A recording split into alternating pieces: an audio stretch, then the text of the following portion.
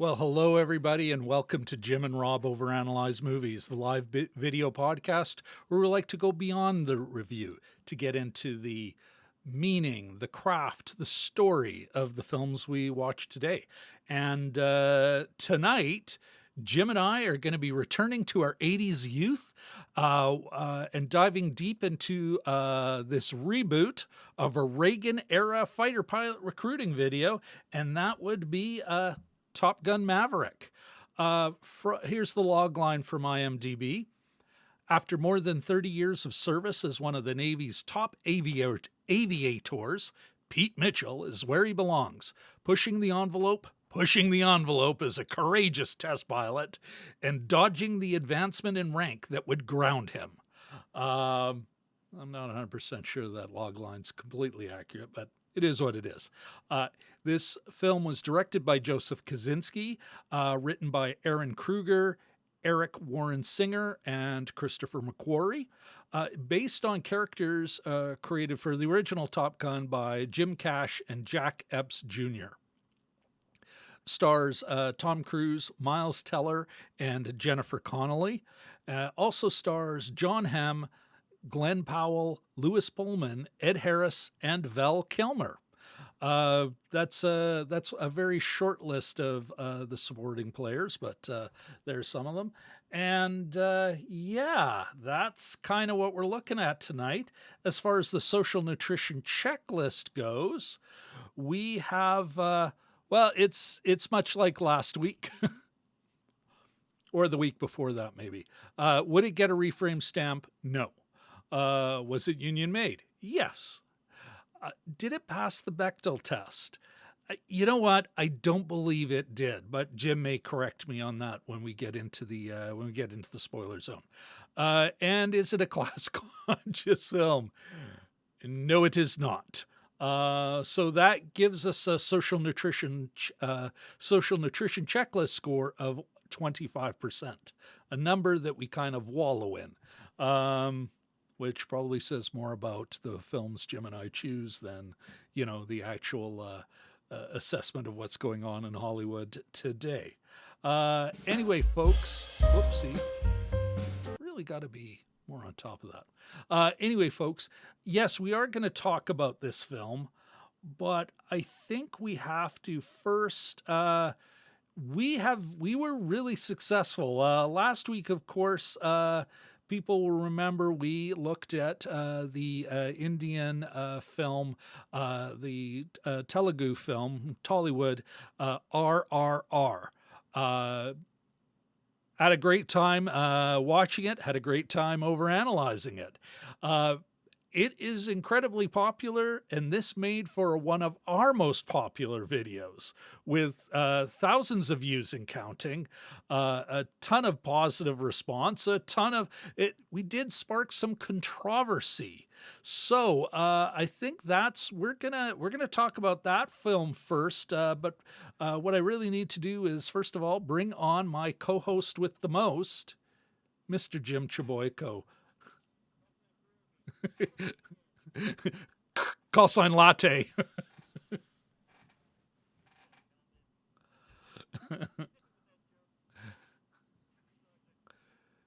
You bet. Hey, no, it fits. They're good pairs, But before we get into that, Jim, before we get into the spoiler zone and everything, and folks, just so you know, we did do a parking lot reaction. There is a link in the description.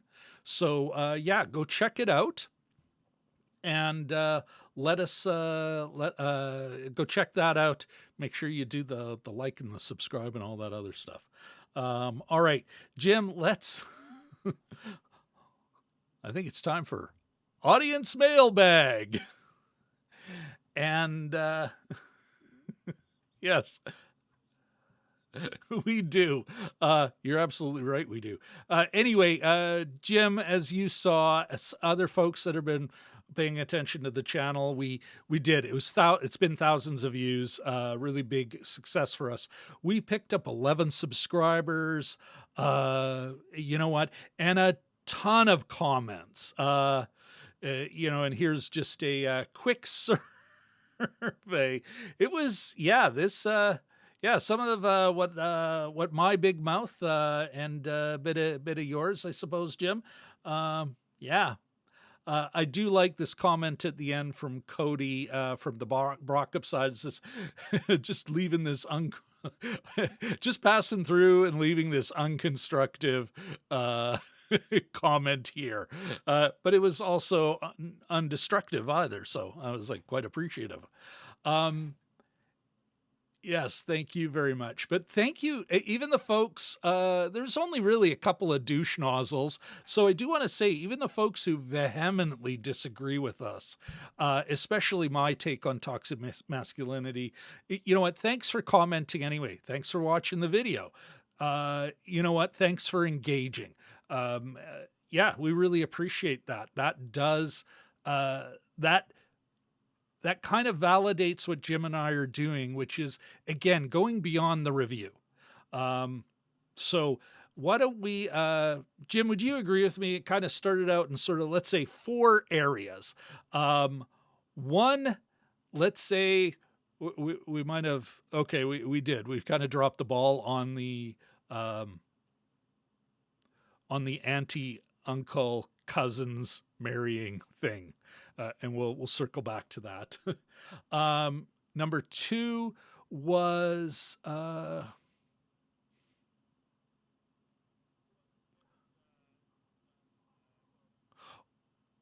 ahead.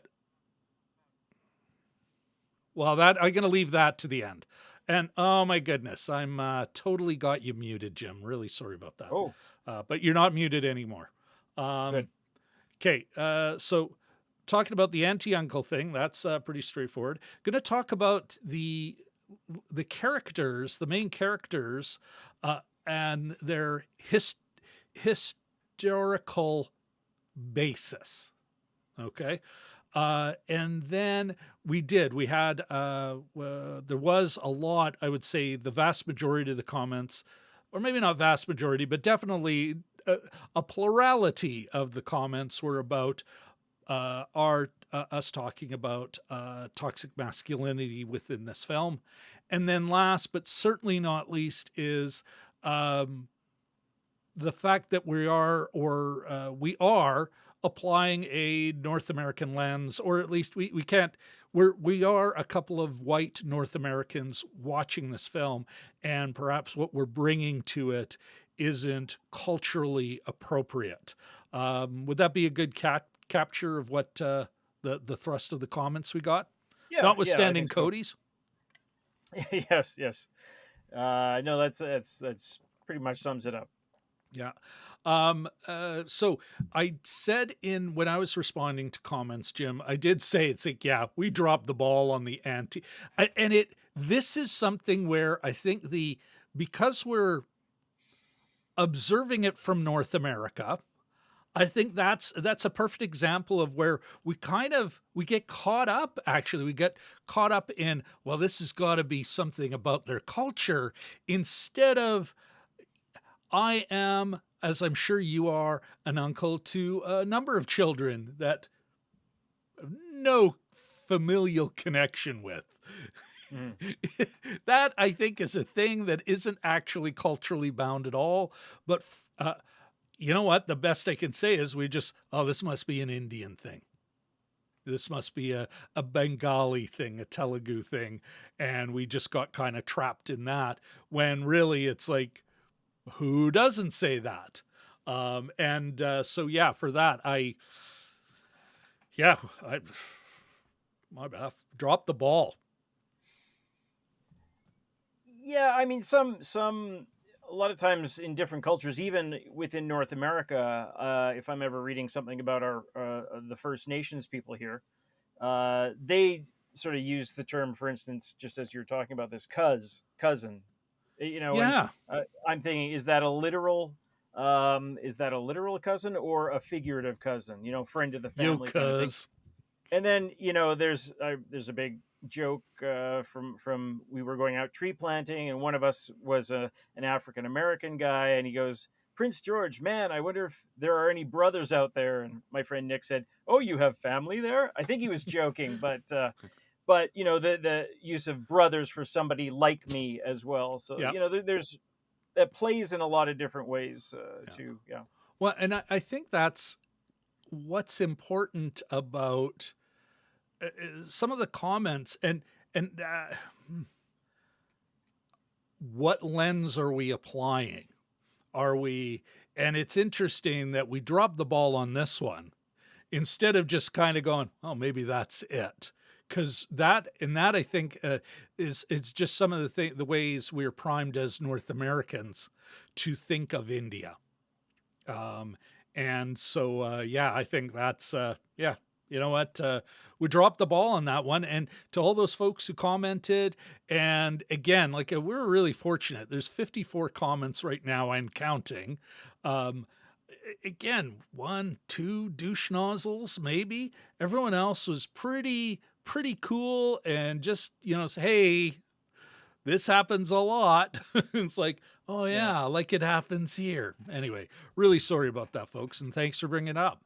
That leads us to the historical figures. And I'm going to, bear with me, folks. I'm going to actually bring up the link I used. Sorry, everybody. I just need to grab that. Do.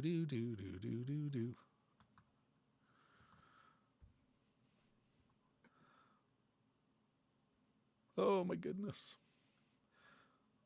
So, Jim, if you as we, I'm sure you remember, when we discussed it last time, I was like, yeah, these people are based, although fictional, they're using a couple of historical figures and imagining them differently and imagining as though they met. So the pinned comment, and I promised this in the video, but the pinned comment I did put on it right away was the two heroes in this film were drawn from real people involved in the revolutionary struggle for Indian independence from the British Raj. And that would be both Komaram Bhim and Alluri Sitarama Raju. And yeah, folks, so for those folks who are saying, hey, you didn't know, it's like, yeah, we did.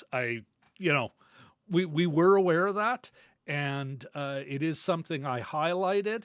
But I do think, and we didn't dig into this much last week, if memory serves, Jim, but I am actually really impressed with Rajamouli doing it this way. He's not interested in doing a biopic or a historical drama. That's a docudrama. That's not what he's interested in here. He does have something to say, and I would argue it's very political. That said, it's kind of a cool sort of, okay, well, I'll take these people that did exist, but I'm just using that as a springboard to talk about myth. And some people in the comments were talking about, kind of archetypes, personality archetypes within Indian culture. And I got to admit, I think that's cool. And it reminds me, Jim, and I think, and this may have been just a translation error, or I just wasn't getting it. I don't know about you, but it makes me think of what Caroline Vigneault was doing and was trying to explain to us with the French film Flashback and Joan of Arc, to take this icon that has been co-opted by the French right wing and make her a feminist icon. And she's doing the same thing. She literally is imagining, hey, what if we had this person, but I went back in time, this happened, blah, blah, blah. And so I got to admit, I'm even, what's his name?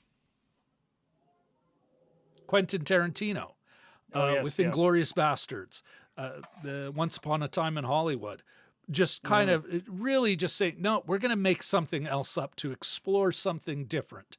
I don't know. What do you think? That's sort of what imagination is. I mean, you're given the license, well, especially if you're given the license. If you're calling your own shots and things like that, why not do something? Watching Hollywood, Tarantino's last movie, Once Upon a Time in Hollywood. which I You're enjoyed in. immensely. Yes, yes, and you're entering the last bit of it, dreading it. And you're like, Oh, and what he's doing is he's he's taken, I'm getting a little off topic, but it'll just be about yeah, 30 seconds here. He's taken Sharon Tate's life, which we pretty much defined by her death, and he's giving her a new life. He yeah, sees there's a nice little wordless scene of almost wordless scene of her going to see her own movie in the movie yeah. theater and kicking back and enjoying it, and so she's given sort of a little bit of another life, as Humanity. even if it's, yes, even if it's a little bit of a fictional, taking he's taking her out of the Wikipedia entry and sort of Yes. creating something out of Yeah. that. And yeah, not everything has to be a biopic. Hmm. A stuntman didn't literally beat up Bruce Lee on the set of a Western. These are these are these are things. They're works of fiction largely, Yeah. and it's an interesting path to go down. It may anger some people, but in reality, I always look forward to biopics. I'm usually disappointed by them. They have composite characters. They're not documentaries. They don't typically stick to the story. So, why not have a little bit of creative expression with it? Yeah. Yeah, uh, Yeah. yeah. No, that. We've all seen millions of biopics. So, Yeah. No, that totally makes sense to me. mhm. Oh my goodness. Jeez, the gizmo has really Yeah. having a hard time here. I'm Okay. Oh, I'm go just to ahead. let you know, I'm freezing up a little bit. So if I do cut out, I'll just keep it. My screen's frozen right now. I can still hear you, but if I cut out, just free will it for a little bit, and I'll try to get back on as I'm quickly as sure possible. I have a great deal of confidence that I'll figure it out. Okay. I will somehow manage, Jim. I've lost comms. I've lost comms. Mayday, mayday, mayday. He's in the valley. We can't hear him. Pierogi. Pierogi's alive. Okay. All right, let's I think we've taken care of that. Let's the another, let's say, probably the biggest one that caused the most controversy is when we were talking about the masculinity and maybe at times a little. I don't know. I felt, and I did watch it again. I don't think we just wrote it off as toxic masculinity. And No. I think even then we acknowledged it's like, well, this is kind of North American. We got to be careful here. And a lot of the comments were there, and a lot of the pushback was on toxic masculinity. That's not toxic. Yeah. Just kidding. um, but I did want to, I think, and I'm going to say this to anyone who's here, because I did say in the chat, hey, if you're watching, we're going to address some of this stuff. I think for the toxic masculinity conversation, let's say, I'm gonna, you know what, if you've got something to say on anything on RRR, either put it in the comments below or in the RRR video. We won't engage with them in the chat today. But I am asking this for anyone, because I'm sure it's going to come up in this film as well, being another military warrior hero kind of thing. What does toxic masculinity mean to you? I have an idea of what it means to me, and I think maybe sometime in the future we'll bring on like some sort of media expert to talk about this with us. But I would love to know what our regulars, what our new folks are, or even folks who are like hoping to continue the conversation. from RRR. I'd love to know what you think of as toxic masculinity, like to define that for yourself and for us. So because we may actually be talking about two different things here. What I'm referring to, what Jim refers to. You know what? There's probably a difference between how Jim and I define it. So would love to hear that. Do you think that's fair enough, Jim? Yeah. Oh, yeah. We could get into this for an hour. And Top Gun was good. Thank you. Good night. Yeah, Or whatever. exactly. Yeah. Well, yeah, you're freezing up a little, Jim, but we can hear you, and that's what's important. Good. Good. Now it looks like some old 70s or 80s. This is Peter Mansbridge out in the field in Beirut. A Jeez. picture. Yeah, exactly. Bad satellite phone File connection. photo. Yeah. Exactly. Okay. Last but certainly not least, and this is something I do want to address. I think there was, and this kind of circles back to what we were talking about before, but the toxic masculinity, but there was a number of others. I would almost like a cluster of comments taking umbrage on our even, I think one is like, well, you should just take it at face value because you don't know India. I'm gonna push back on that a little. First of all, the Indian diaspora is an ever-growing part of Canada. So there's a lot of things I know about India that I didn't know as a 15-year-old. I'm sure you'd agree with that too, Jim, eh? Yeah. Yeah. Yeah. It is, what's interesting about cinema is I think it is an opportunity to give us a window to other cultures. And I do think we have to be respectful, and it is really hard to find that line. That said, a lot of issues, whether it be as simple as, yeah, I don't know why the hell we were thinking, except, a little low grade, unintentional, or, what is it? Implicit bias, a little bit of, oh, well, child marriage, that happens over there. Or something like, even talking about toxic masculinity, and I think this is another thing, folks were in the comments were talking about how India secured its independence.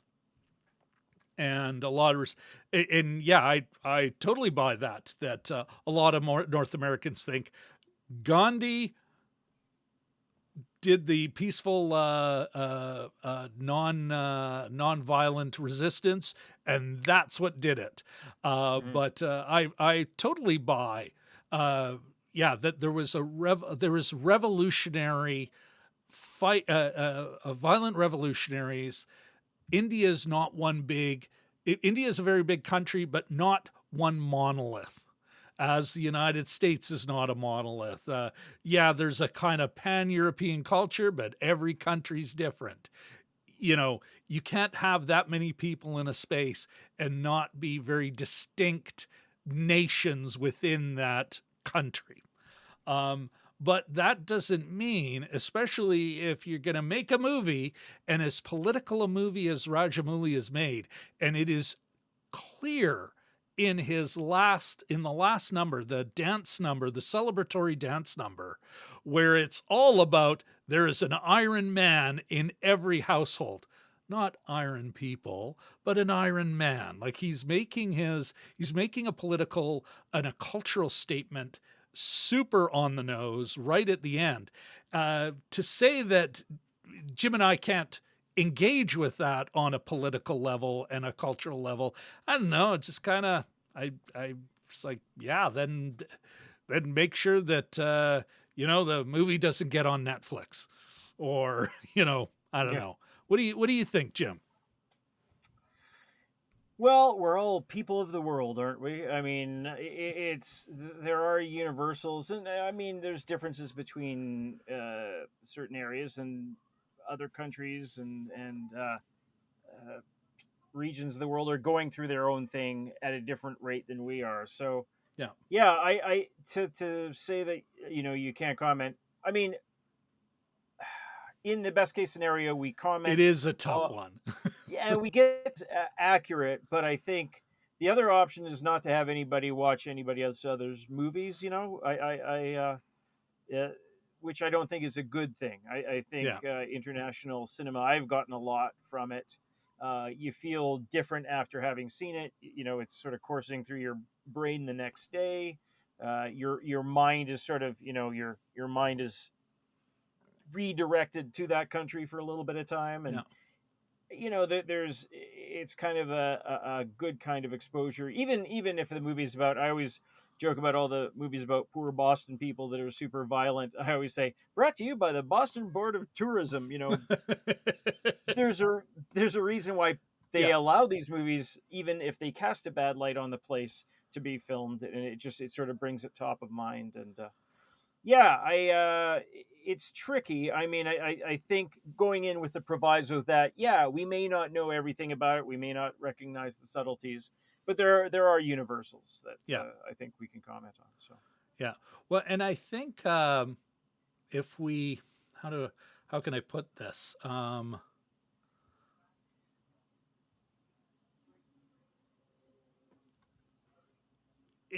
Again, like it is tough.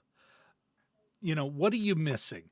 It's one of the reasons why it was like so exciting that Caroline Vigneault, saw our podcast and was willing to come talk to us, right? So we mhm.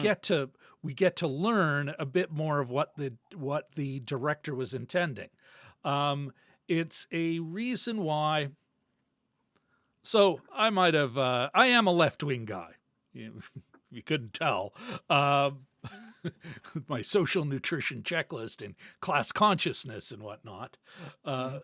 but I think even this, like, where else, even as much as, and especially, well, and even, well, what's one of the biggest, let's say, Indian, as a pretty big name, but within that, like, uh, the Sikh community has got to be one of the largest communities from within, and that's all.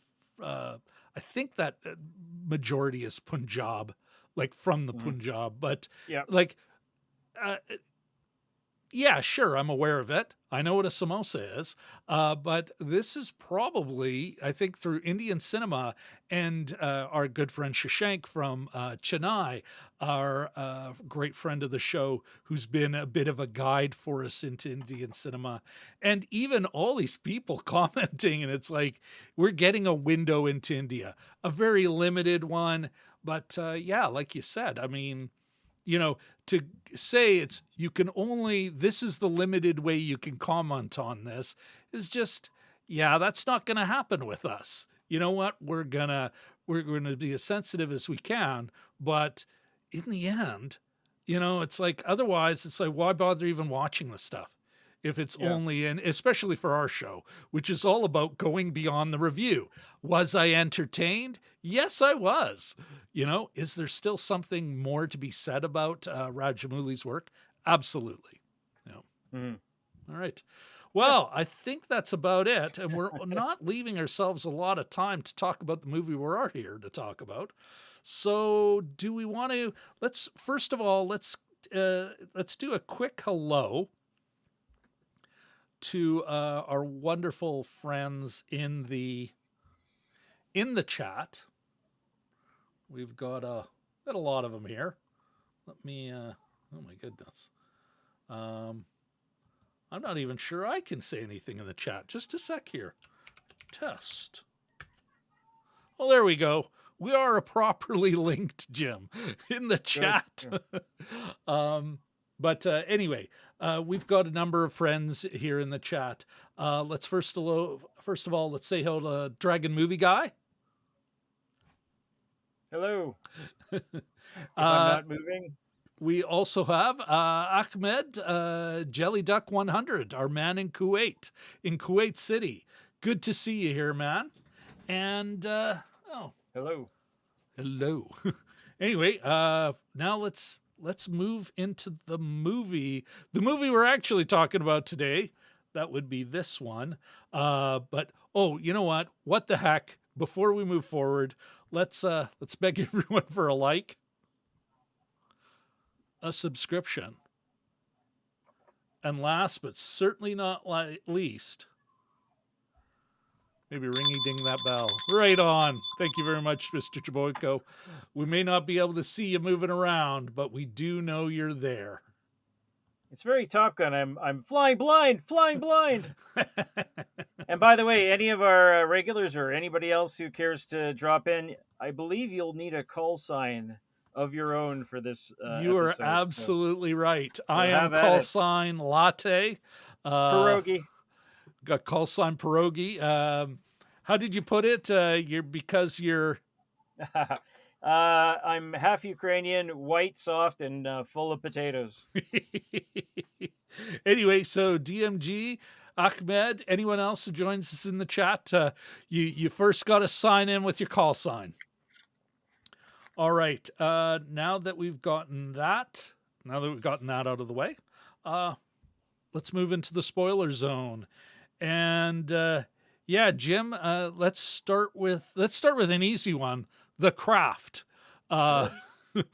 And why don't you tell me what was wrong in The Craft? I think that'll be an easier way to do it. Otherwise, we'd never shut up about how well made this movie was. What was wrong with it? Well, that's a good place to start. If I had to, there was a missing scene. Oh yes, yeah. Well, there were some continuity issues. Sorry,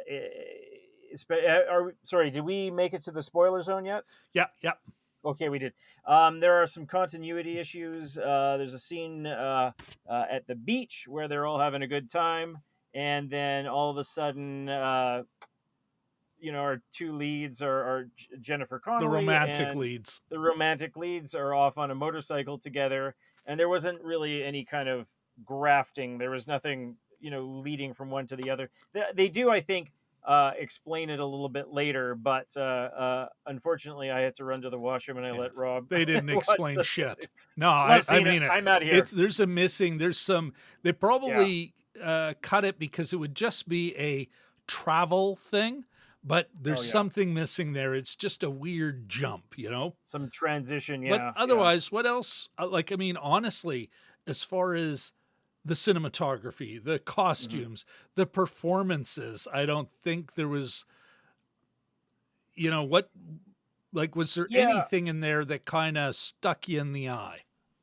I was, there's a couple things. There was a real sort of an NCIS, those CBS law enforcement / military shows. There was a little bit of gloss to them like that sort of, not that these movies are naturalistic. I mean, it starts off with Maverick living in a hangar and then going to his work hangar. So, so it's a certain kind of postcard that this movie creates. And there was a couple shots that looked straight out of a commercial or a calendar that they were a little too professional looking. There's a scene at the end where our two romantic leads are leaning up against a classic old car, I believe. And they're at one end, and it's all it looks like a calendar shot. Yeah. So there's this sort of CBS procedural gloss on it. Those ones that really fetishize the military. And in this movie, but is that a craft problem? Well, or is that a creative choice? Set up in the shot. It just sort of, for me, it takes a little bit away from it. I would say. Because if you saw I'm thinking Top Gun originally, that had it wasn't an identical look, but was it really that different? No, I noticed it. I mean, I'm older now, so I sort of noticed these things, and it was really sort of putting a patina on military life, I think. And now that I think though, that's you're now getting into, that's not a craft thing, that's a meaning thing. Yeah, some of the let's jump ahead. Well, hold on. In the way that it was arranged like that, I did want to mention, we did talk a little bit about music on the parking lot reaction, and again, to reiterate, is that a lot of the music, was effective, but it was amazing that nothing sounded like it came from before 1990 or after 1990. It was all sort of set up in that era there. So, Totally. I did want to mention one thing about the cast. I don't know if you noticed it, but the woman who played Iceman's wife was Jean Louisa Kelly, of course. Really? I did not catch that play. Who I wanted to surprise you with that. I was Yeah. hoping you didn't catch that, but I know we talked about her a lot. She was the antagonist for a while, anyway, on Uncle Buck, which we reviewed back in March, I believe. So, so that was kind. I knew I saw her before, and bam, yeah. So, yeah. All right. And Manny Jacinto, also from The Good Place, is in this as one of the background pilots, but he didn't really have tons to do. But it was nice to see him. Yeah. All right. Story.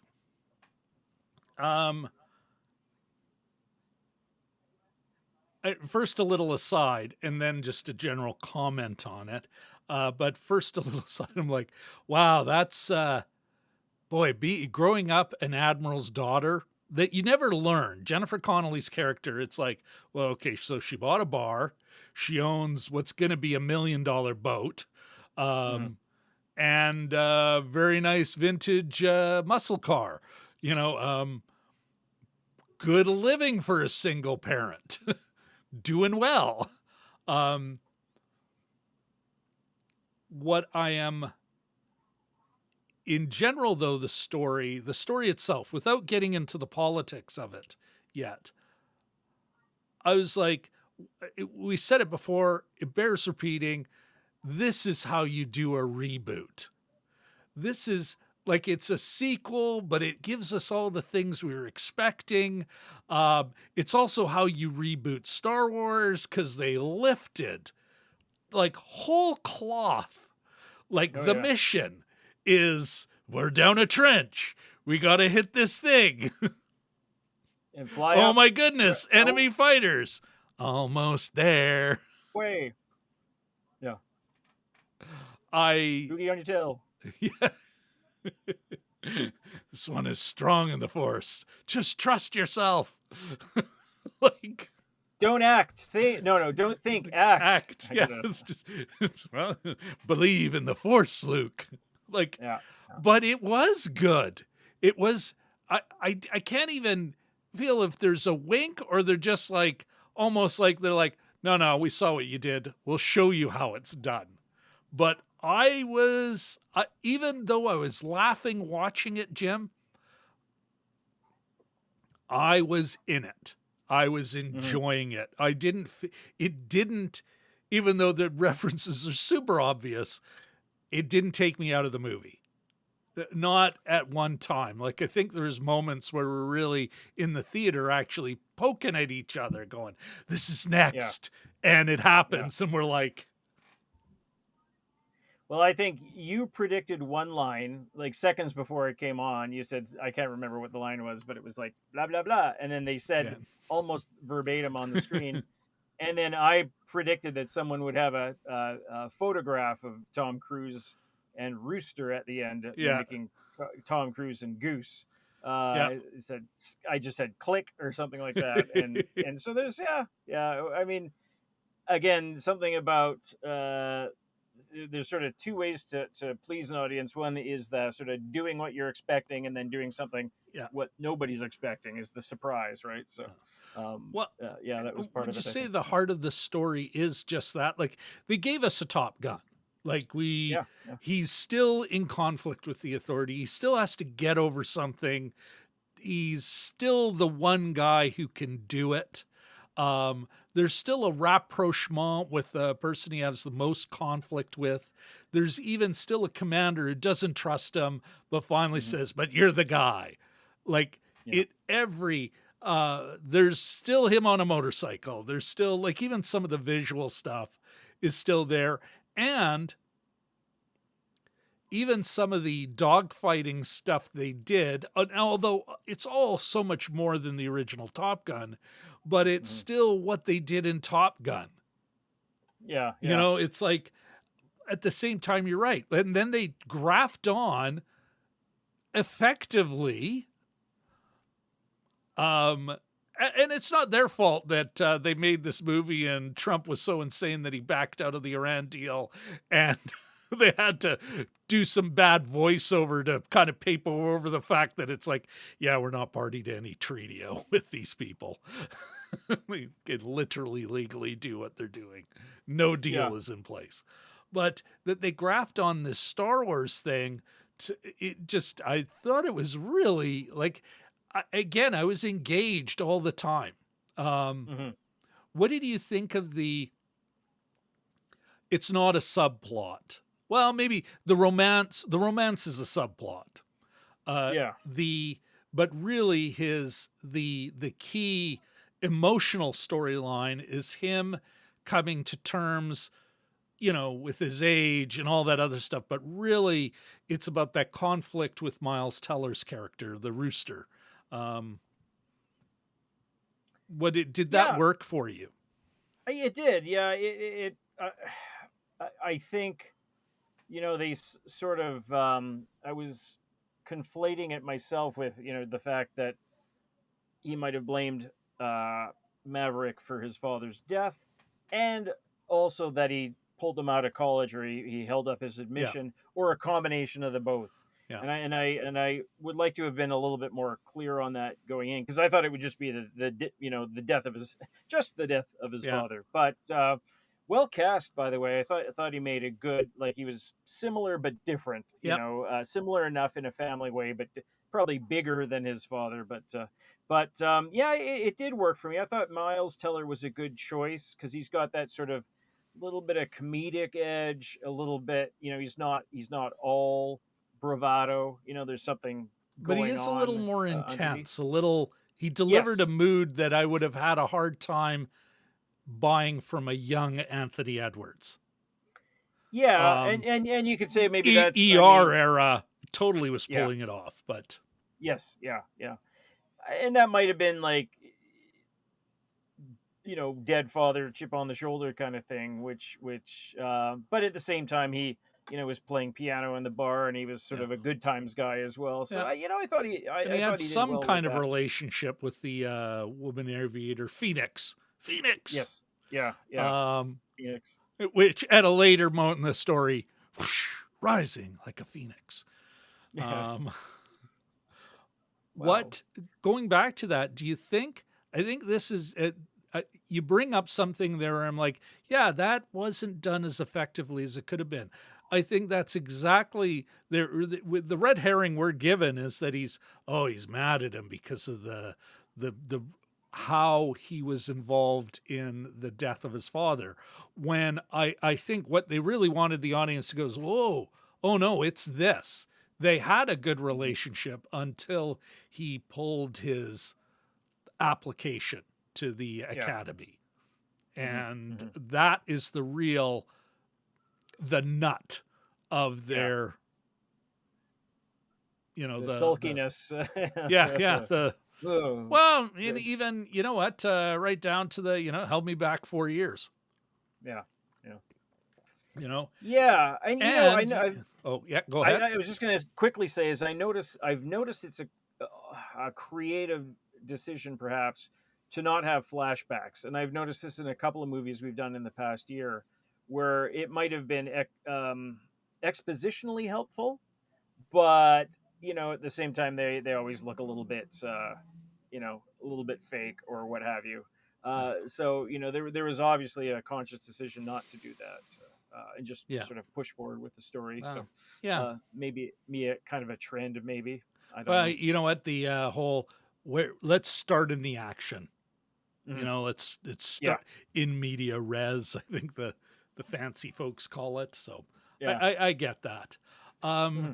Jim, we don't have a lot of time. We should move Hmm. forward. But is there Sure. anything else you wanted to add regarding the story before we get into the meaning and really the politics of the piece? Sure.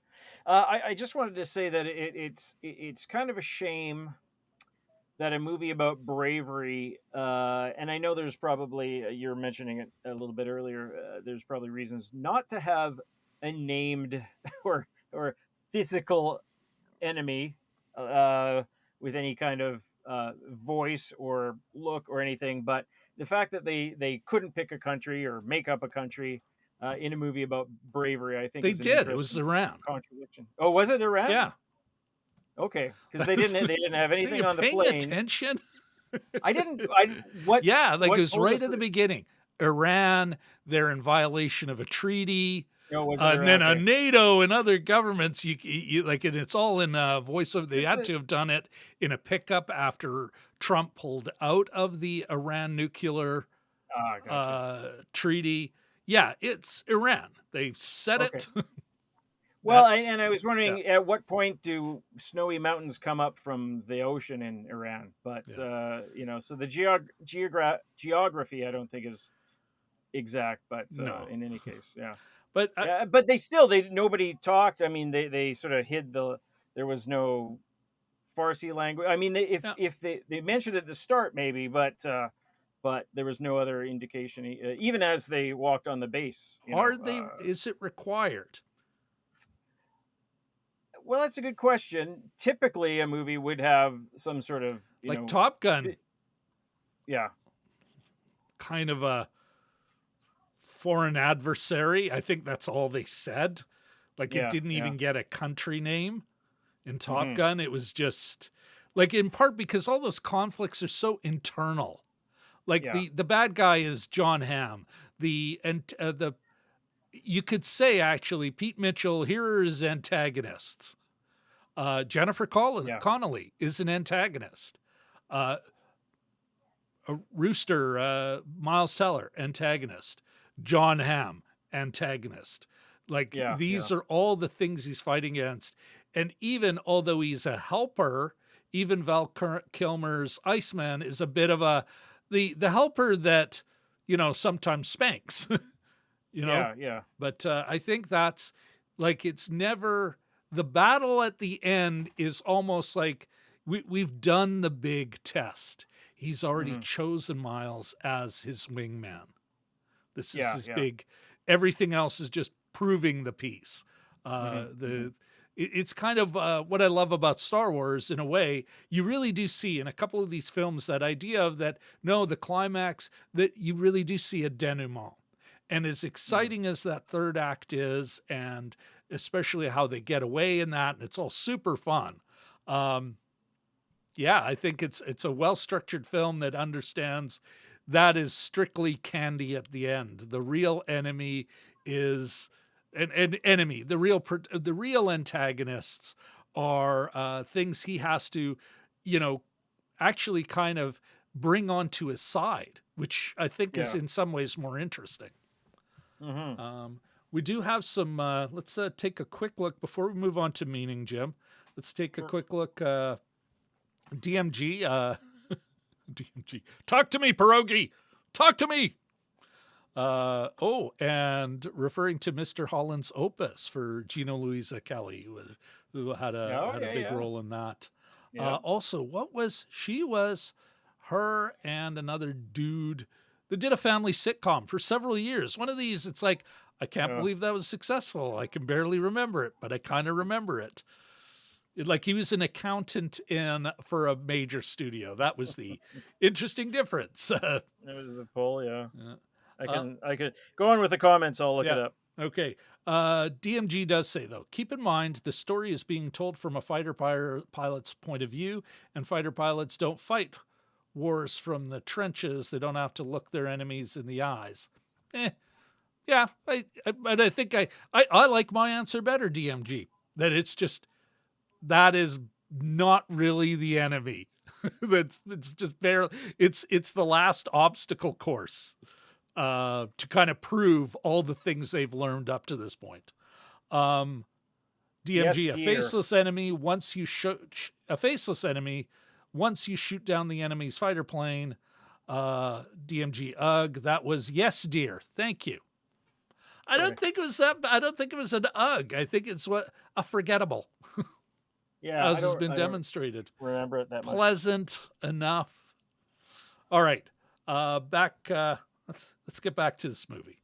Um, Before we get into the meaning, though, why don't we, Jim? This is another great opportunity to, first of all, beg for a like. Of course, if you haven't already, please Did it? subscribe. and then maybe ringy-ding that bell. Oh, gotta take that one off. All right, Jim, why don't we, because we're a bit pressed for time, why don't you tell us what the next movie is? Well, again, I'm flying blind, but I checked earlier today, and we are looking at it's the month of Miles Teller. We're taking a look at Spiderhead, and interestingly, the other A John Hamm Netflix original. Netflix original. The man who played John Hamm's Admiral sidekick in Top Gun 2 is also in this movie. Who's Charles Parnell, I think his name is. So a couple Top Gun guys. 2 weeks in a row. Yeah. There we go. We'll be looking at that next Sunday. That's right. We do also have another one, just to give everyone a heads up. So that's next Sunday, 9:45 p.m. Central Daylight Time, Coordinated Universal Time -5, because I keep forgetting that we're in daylight savings. Here on the channel. Hope you guys can make it. Go check. The movie comes out on Friday on Netflix globally.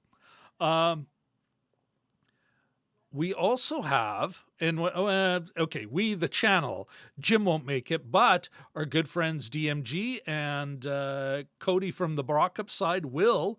Tomorrow night, we're actually going to do a, it might be, we may stream it, maybe live to tape. We're going to stream it if you guys want to hang out with us. But we are going to be doing where are we here? Another Tier Wars. And this one is all about, we're going to rank Jurassic Park. We're going to do a tier ranking of all the Jurassic Park movies. Jim, I actually went the other night on a late show, saw Jurassic Park World, or Jurassic World Dominion. Mm-hmm. And you loved it. If by love I detested it, then yes, you are right. Oh, dear Lord, it was terrible. Anyway, I'll be a little more fulsome in my comments tomorrow night. And that's going to be a late one, 10 p.m. Central Daylight Time. Of course, our guests, Cody and DMG, are on Pacific Daylight Time and can't make it till then because we were going to do this last night and technical issues. All right. Now that we got that out of the way, let's dive into the meaning of the movie we're talking about today. Top Gun. Top Gun. Pierogi. Here. Present. Okay. For myself, I guess I got, there's some of the meta stuff, right? One of it is, weirdly enough, and I kind of rolled my eyes, like how quickly a movie can become dated. This idea that, you know what, you need a pilot. You really need that extra special something. Even as we see how it's rolling out in the Ukraine, where it's apparently what you need is a shoulder-mounted missile. Drones are, how much of this gear that we saw is literally going stale now. There's a lot of legitimate talk about how tanks might be really just out of date. They're too easy to blow up by any ding dong with the right kind of missile. And tank, millions of dollars. Missile, sure, $250,000 is a lot of money, but it ain't the millions the tank is. Same with shooting down a 50 million plus copy of a plane, again with a shoulder mounted missile, something that we saw in Afghanistan in the 80s, but we are seeing replayed. So I found that fascinating, and maybe not, I wasn't chuckling, I wasn't snickering, but I was like, wow, you guys, too bad this movie didn't come out when you wanted it to come out, because it's not looking good compared to what we're seeing in the real world. But the other thing I think was, and you and I talked about it,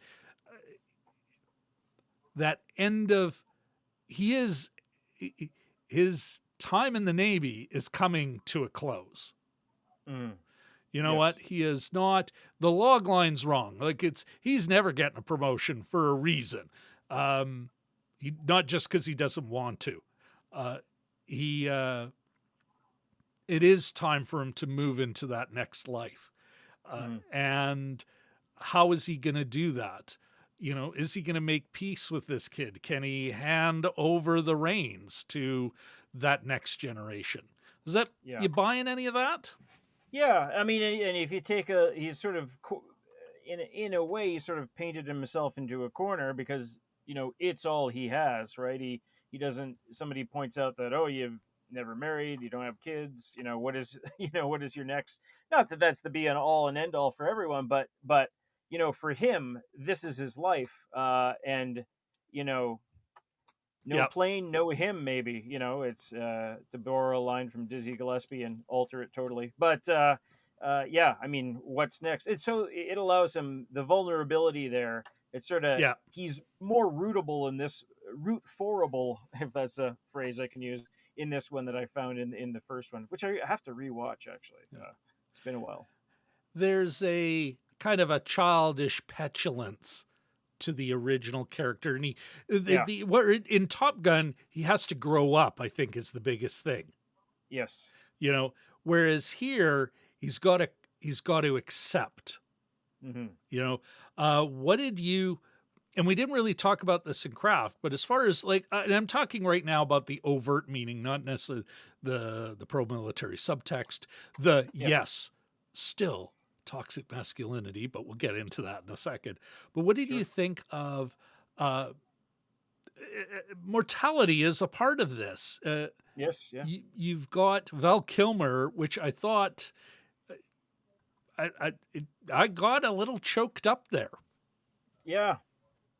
Yeah, no, his presence, he's obviously ailing in real life, and was fully embraced it. Apparently they recreated his voice because he speaks in a little bit of a wish. He's mostly texting to Tom Cruise throughout the movie or writing what he says on a computer screen because there is something wrong with his sort of throat. They don't necessarily say throat cancer or what have you, but and then he sort of he whispers out a line. Apparently that was completely recreated, but to have him there, there's a little bit of there's pride there. There's the sort of the once young man, now as a frail older man. Yeah, that was a moving moment, and they had a really great human scene there that I thought was a really nice part of the movie. It really was, and right the way they ended it even. It's no, we're having a nice moment. Don't ruin it. It's like little chef's kiss. Well, and I'm wondering, like myself, I even it wasn't even as much the narrative. I think I said to you, this was such a big 80s movie.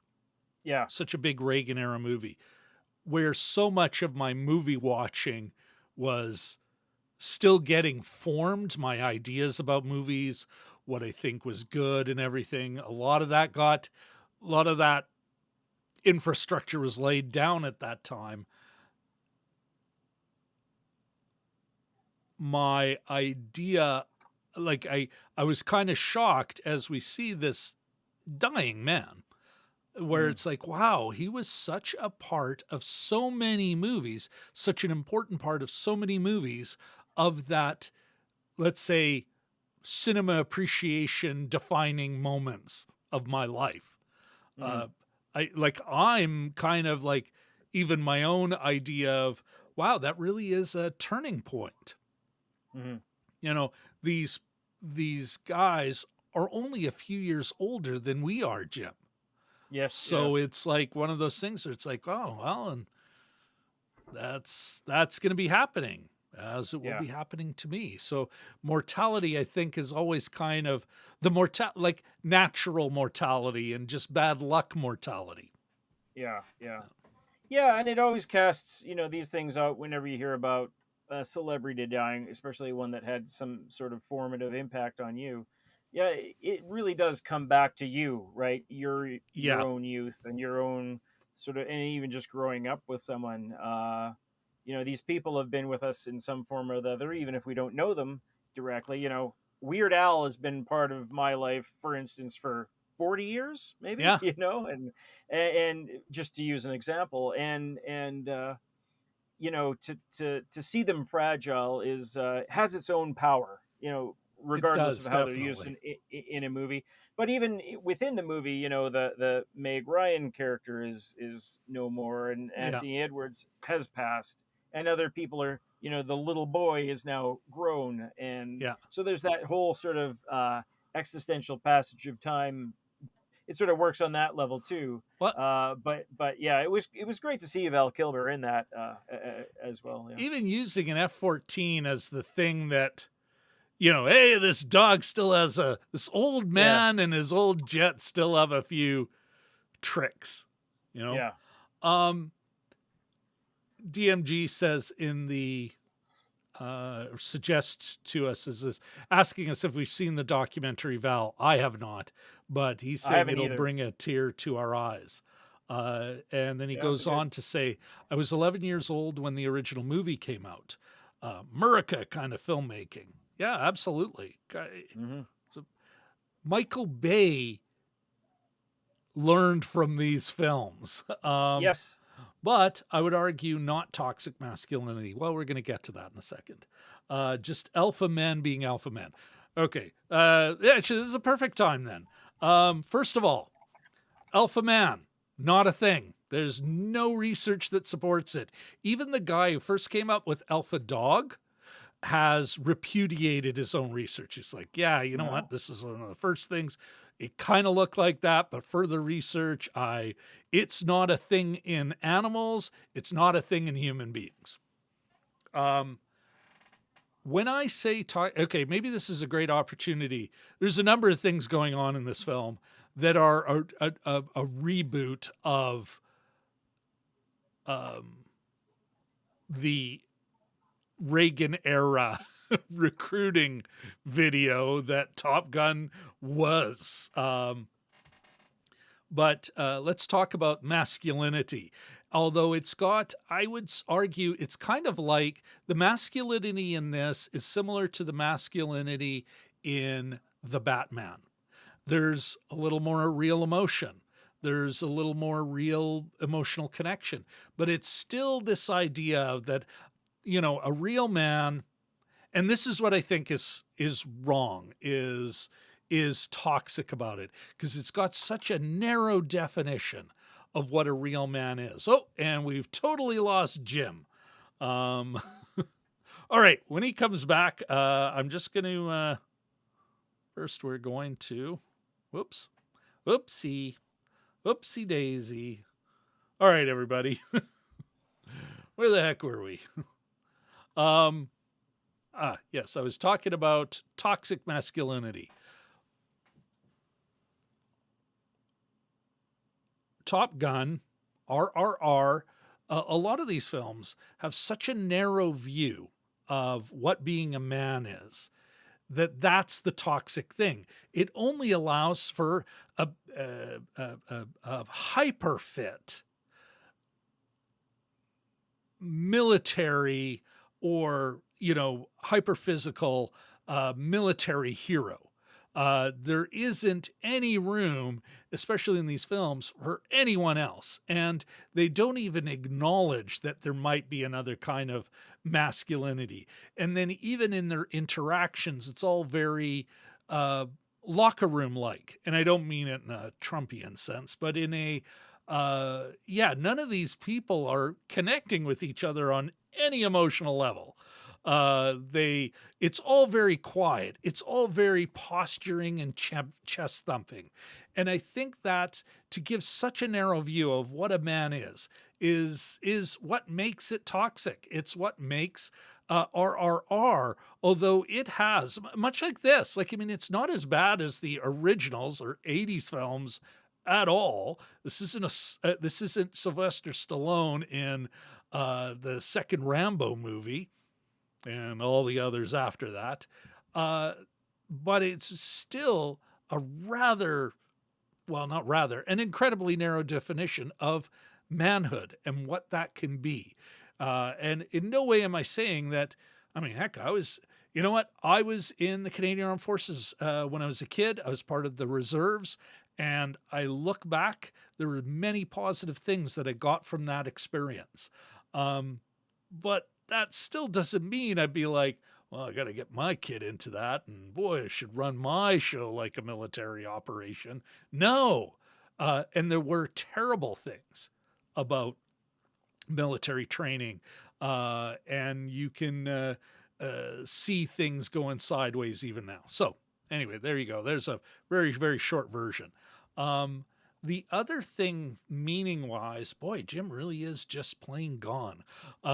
When he comes back, honest to God, folks, we'll get him back on. The other thing I think, as far as meaning goes in this film, that how do I put this?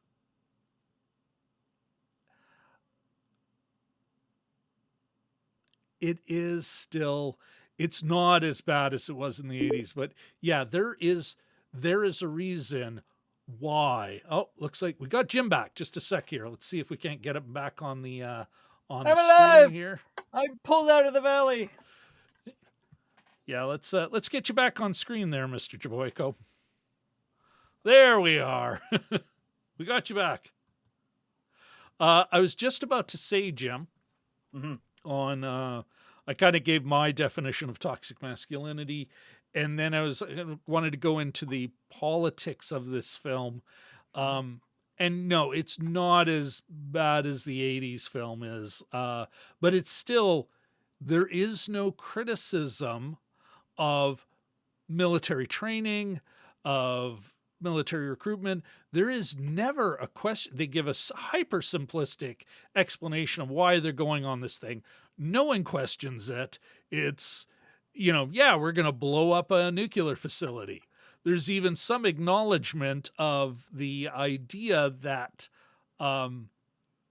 this might cause fallout. This might cause some environmental degradation, but no one really questions it. Yeah. No one questions it. No.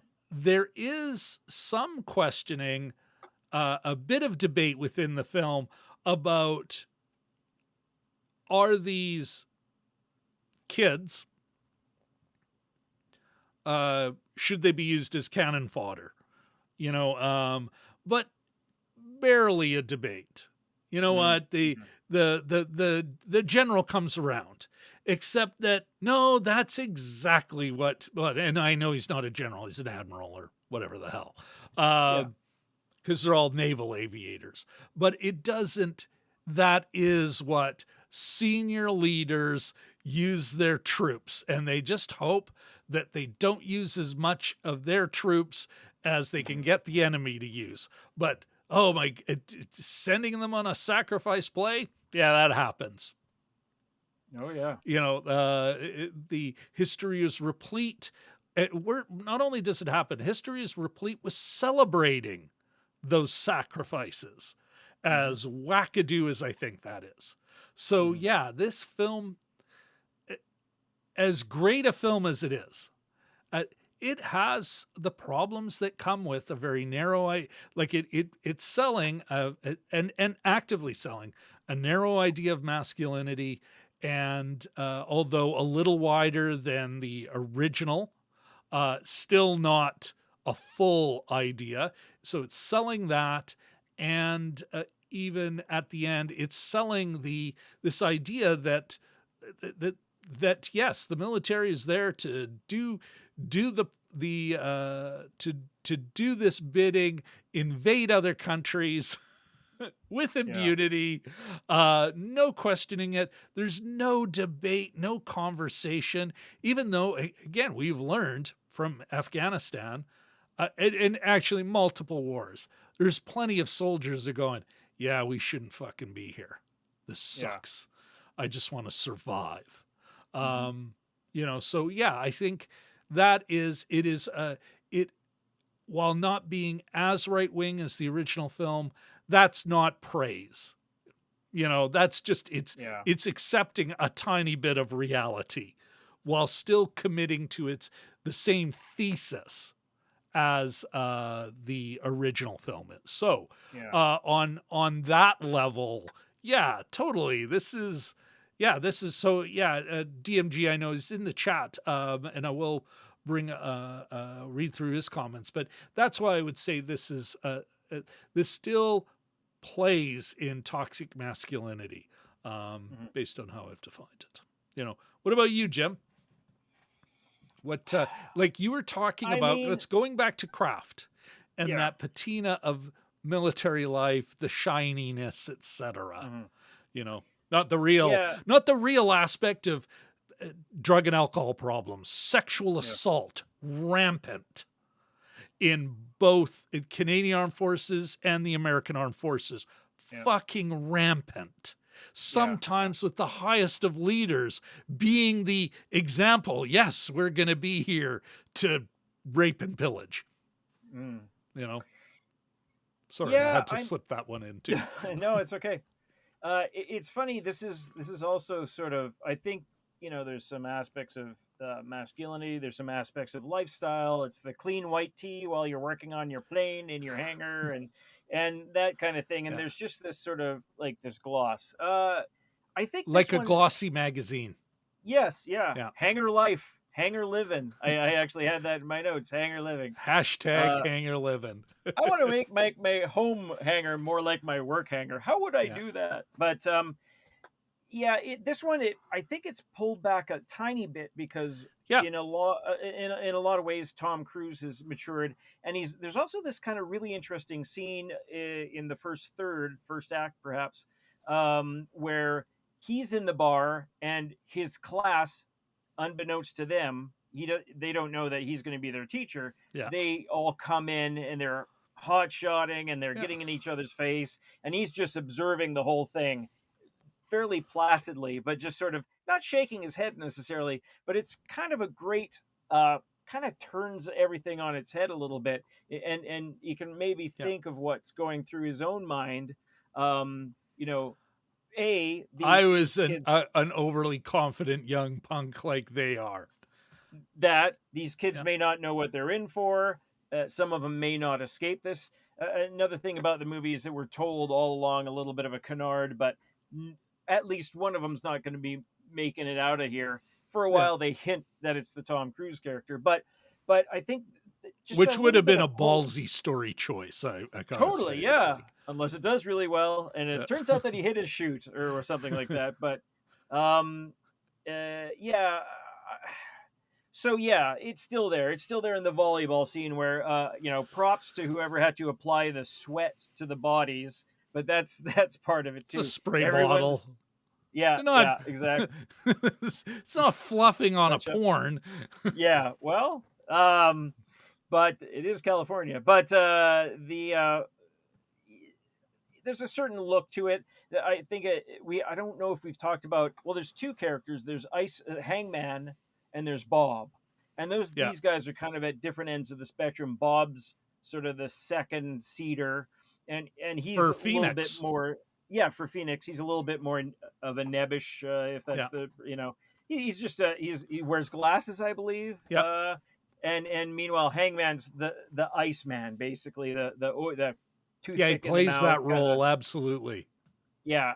And so he's Rooster's challenge. He's Rooster's protagonist or antagonist. Yeah, you're right. And so there's different kinds of masculinity that they show here too. Not all of it's of the same timber. One other kind. Well, I guess you're right. Yeah. And this, that's my biggest criticism. That's why I think it falls within the toxic masculinity.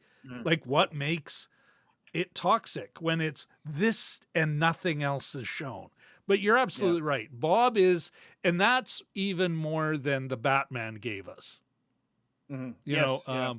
A character that's actually a little softer, a little kinder. I could imagine this guy, not with children like Rooster or Goose had, but more, there's a guy who's it's Saturday morning when everyone else is doing whatever, he's mowing a lawn. Yeah. You know? And it's He's negotiating with his wife on how they're managing their lives, or husband, it's interesting that they killed off the family man in the first one. It's not saying, it never at one point says he died because he has a family. Yeah. But there's But the sort of the how do we he's not a really lone wolf. pump the gas Yeah. on the heartbreak? Well, at least Yes, it wasn't talk about a trope, to give the hero a motivator, they kill the spouse, the girlfriend in the fridge trope. Yeah. Not with that one. Nope. Let's I wanted DMG had a few, like I could see Brian totally seeing you you are seen, my friend. He did say, okay, so this is interesting. So he goes, I was 11 years old when the original movie came out. America. Okay, I did that. 3 Robs and 0 Jims. Oh, that's when you tuned out. And then, of course, the effect. DMG. The definition of man in Maverick is more inclusive and decisive. Not so much to be a man type of thing. In fact, Phoenix, Monica Barbera's character, was one of the best alphas in Top Gun. Again, no such thing as an alpha. Fluffers. That was a good joke. Thank you, DMG. DMG. By the way, I am good, Rooster. Really good. Bob meeting baby on board, lol, sits in the back seat. I didn't even put that part together, but you're absolutely right. Is that call sign Sierra? No, I'm just kidding. Call sign Seahawk. Let's amend that right away. Oh, there we go. Yeah. Yeah. Call sign Seahawk. All right. You know what? We are way past, and of course we had a big mailbag, the last movie. We had to go late tonight, but I do think it is time to move into the end game, Jim. And why don't you let's talk about, are we giving Mr. Kosinski a pass or a fail here? I mean, it is what it is. For an entertainment, I give him a pass. Yeah. I do too. I even give him a strong pass. I had a great time. Oh yeah. Like, it was a fun movie. What a great way to, like it just like genre expectations. Reboots have certain expectations, and I better get them. Mm-hmm. And they gave us that. I think the only one, and it wasn't volleyball. What did they call it? What was it? Or his football. Yeah. I don't know. I can't remember. Double foot. Yeah, it was 2 footballs at once, so you're playing offense and defense. Exactly. So that was kind of neat. It wasn't perfect. Was it as tight a film as the original Top Gun? No, but they have more things to do. They've got to do things that would slow the movie down, but are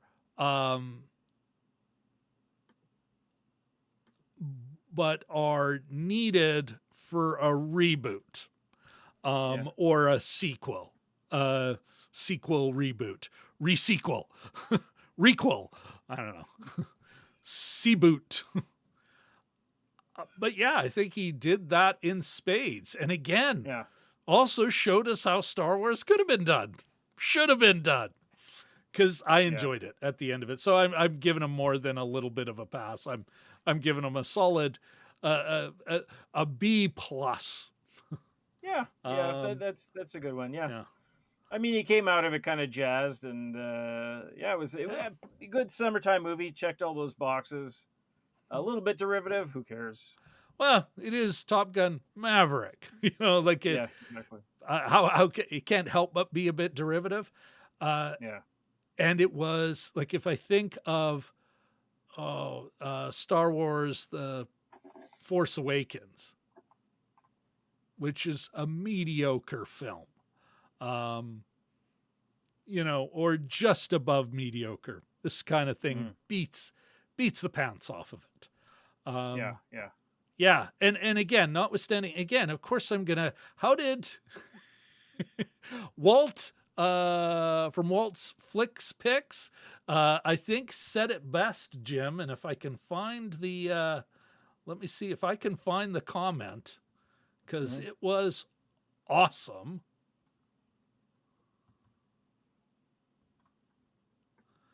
He said, here we are.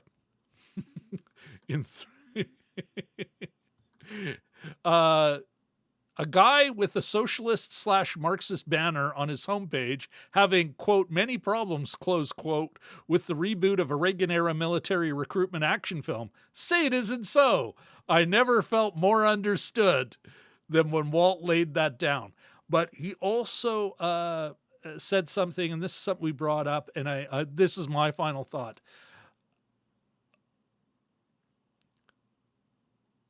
Tom Cruise, I know it's Kosinski was the director, and I'm not saying he didn't do anything, but Tom Cruise, all reports are he is super involved at every stage. He is not a vanity executive producer. And he's super involved in how these films are made.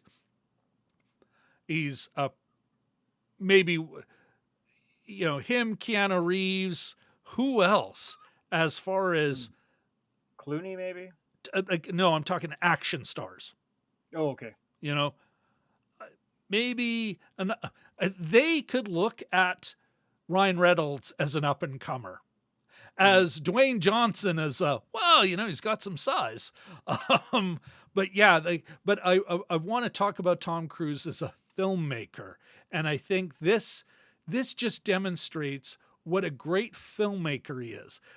Maybe we don't give him enough credit for, especially some of these folks, how they do have a deep understanding of story and a deep understanding of character, and a deep understanding of the genre they are so good in. And so I think we should be looking at, when we say, do we give it a pass, we should also be adding Tom Cruise to that, because it is a Tom Cruise film, I'd say. Anything else you want to say, Jim, before we say goodbye to everyone? Yeah, I just wanted to say there's a couple people we might have overlooked. Bashar Salahuddin played, Ooh. I think his name was Hodge. He was kind of a nice a buffer between Tom Cruise's Maverick and the rest of the command there. There's a couple supporting actors that I like. Charles Parnell. Often it's the African American characters that give the lead white character the thumbs up, and that's a sign of recognition or appreciation. But I thought I would like to have seen a little bit more from those guys, because they were kind of interesting to me. We hadn't mentioned him yet, and then Hangman was a good irritant. I thought he played it well, and even the coming around, similar to Ice's storyline in the original there. But yeah, you know what? Let's also give props to the Phoenix character. What's her name again? Barbaro. Monica Barbaro. They hint at it at the beginning, but they didn't play it out. They did not play out any romance with her. Which, good on them. There are, again, like, it is a good movie, a very good movie. Would I give it the props? I think half of its success is just we've been so starved for a big, very well done movie. This is what and the ability to get the folks who saw the original and the youngsters, in, I think, is a big chunk of its success. But we're finally getting the first summer where, COVID isn't the omnipresent damper on everything. But yeah, it is a very good movie. And again, another example of, it just makes me I'm super looking forward to the next Mission Impossible movie, even though it's like, he just dives deeper into this potential Scientology weirdness, that kind of just a permanent conspiracy. We can define the truth. It's like, oh my God, this is the Illuminati. Anyway. Yeah. Yeah. All right. Anything else? I think we've about done it, eh? I'm running out of fuel and coming in for a landing. Oh, DMG says he was Hondo. Hondo, yes, thank you. Yeah. What did I say? Hodge, I think. Yeah, anyway. I think so. My notes disappeared when my computer froze. They're somewhere in the notes, but yeah. The casting. Thank you, Seahawk. Yeah. DMG, the casting announcement of Monica Barbaro listed her as the love interest for Miles Teller's character. Amazing how movies change in development. Yeah, I think it was a good choice to pull back on that. They hint at it. You get an idea of a bigger world that maybe there's some past, but then they kind of at the same time, she still had stuff to do. And if they just have the one romance with Pete and Jennifer Connelly's character, Penny, Pete and Penny. But the other two birds, Rooster and Phoenix, they're those two birds that they didn't because they wanted to focus on him letting go the Force, Luke. Yeah. And repairing that relationship with his, ostensibly his father figure. I think that was a good call. All right. Oh my goodness. Maybe they'll develop that more in what's that? Shashank is in the chat. Oh, here he is. Great to see you here, man. Would love Shashank when you the next I think he I said in the comments on RRR when he chimed in, I said, yeah, we'll do one of these films, but you have to be with us the next time.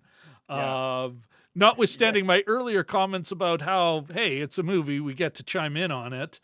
A lot of things are culturally bound. I cannot wait to do another collab with Shashank Vachari. Shashank. Who are these? I don't know these guys. No, don't say that. I'm just kidding. Anyways, great to see you. Sorry, Jim, I rudely interrupted. No, I'm just going to say, just wait for Top Gun 3 Enabler. He's going to change his call sign. But all right. Well, listen, first of all, let us, first, Shashank, so great to see you here. Yeah. Thanks for coming in. DMG, great seeing you here. And of course, we'll see each other tomorrow when we're doing Tier Wars. You know who are also almost missed as I scroll up? Jelly Duck. Ahmed, Jelly Duck 100. Great seeing you here. DMG is getting one last comment in. This will be the last comment we acknowledge. Also, interesting that they went with Top Gun graduates to make the characters slightly older to reduce the age gap with the younger pilots and to justify the age of Miles Teller's character's age. That is a great point. That was a great story choice. Yeah. Good. Great observation there, DMG. Thanks for that. All right. I think, that is about it. Folks, again, thanks very much. Thanks for joining us on this adventure here. For everyone who, for all you new subscribers, thank you so much for joining us. And I hope, I hope you have a good time, what you watch from Jim and I. And last but certainly not least, hope we can see you all next week, the 19th of July, the 19th of June. 9:45 p.m. Central Daylight Time here in North America. Coordinated Universal Time -5. Hope you join us or check it out on the replay because we always have those. All right, let's just wait.